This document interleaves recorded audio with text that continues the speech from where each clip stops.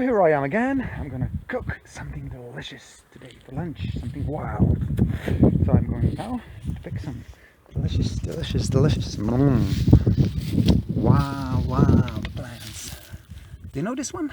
It's called crest. And just right next to it is some dandelion, and there will be more coming. But do you like flowers in your salad? I do. Look at them. They're so beautiful. And they're gonna end in our salad along with a little bit of chickweed.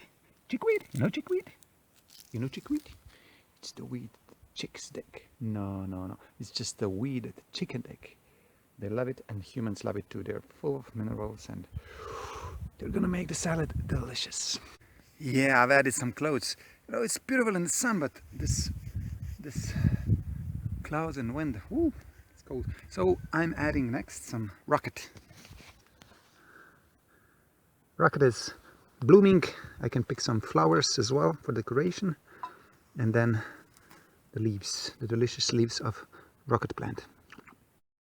So next I want some wild, we call it vineyard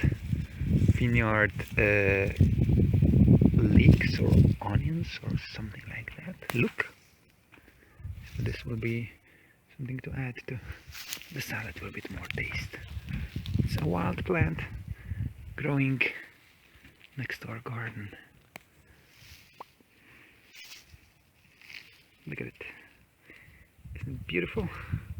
Here comes another one. It's called granocella in Italian and a skarbinka in Slovenian. And as you can see here, it's occupying our strawberries. So I'm gonna remove it. So that's it. Look at it. Look at this.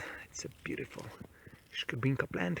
It's a bit spiky, but it's also good. And here I'm seeing another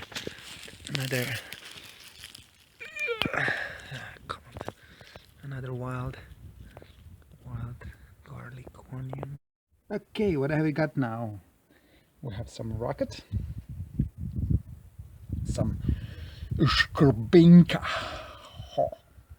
Skarbinka, try to pronounce that. Skarbinka. Then we have the crest, and the dandelion, the vineyard look or onions, and the chickweed, plus whatever this is called, can't remember right now. And then there, a bit further away, the blooms are still growing because I want to keep them and pick them very fresh to put them on top. Look at them, aren't they gorgeous? All the dandelion cleaned. This will still need to be cleaned. Chickweed and rocket, crest. There's a lot of leftovers which chicken will get. And here I go now to the next step.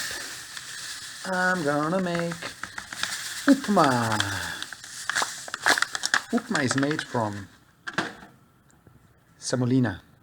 Do you know what upma is? Do you know what semolina is? You don't know. Who cares? It's something good. So first step, toasting the semolina, and then later on we're gonna do the veggies. So now the difference in color is obvious, huh? There's a bit smoky coming out. That's the time to stop toasting the semolina and put it like this in a separate pot. To wait for the veggies to be roasted. So what's next? Heated oil, and I've got a lot of ginger and onions, and I'm gonna first do the ginger to neutralize the intense taste, and then comes the onions, and then comes the veggies. Well, this is how I want my ginger and onions before I put my squash in.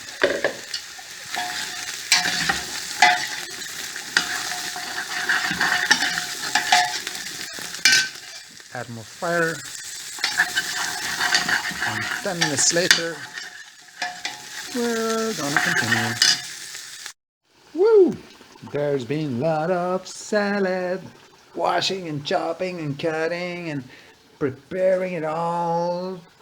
And now we have the pumpkin ready to receive the semolina.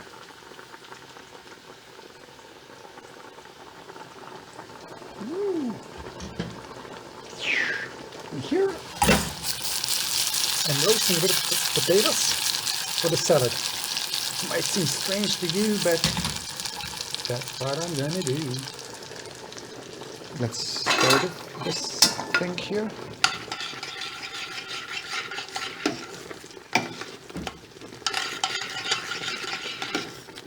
Amazing. So this is what I'm doing with the semolina. There's gonna be some tomatoes coming in, so it'll be red. So we're gonna have a red and green contrast with the salad.